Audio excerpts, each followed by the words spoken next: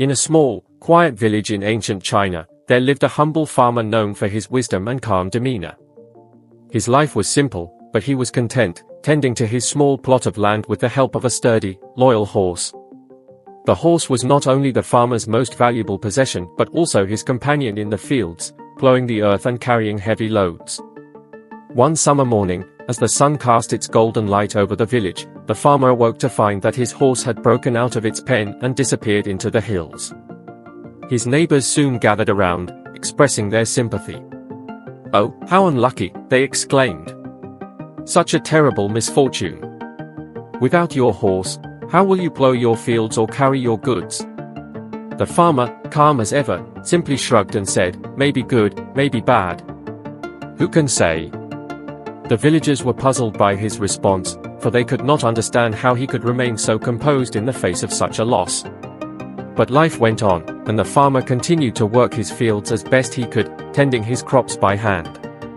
Days passed, and to everyone's surprise, the horse returned, bringing with it a small herd of wild horses. These horses were strong and beautiful, and now the farmer was not only reunited with his old companion but also the owner of a new bounty. His neighbors gathered again, this time congratulating him.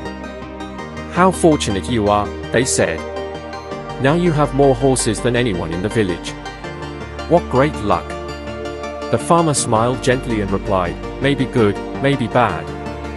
Who can say?" Again, the villagers were bewildered. How could he not celebrate such a clear blessing? But the farmer remained as calm as ever. One day, the farmer's only son, eager to tame one of the wild horses, tempted to ride it. The horse, untamed and spirited, bucked wildly, throwing the young man to the ground. He landed hard, breaking his leg. The neighbors gathered once more, shaking their heads in pity. "What terrible luck," they cried. "Your son has broken his leg. How will you manage the farm without his help?" The farmer, unperturbed, replied as before, "Maybe good, maybe bad. Who can say?" His calmness in the face of his son's injury baffled the villagers.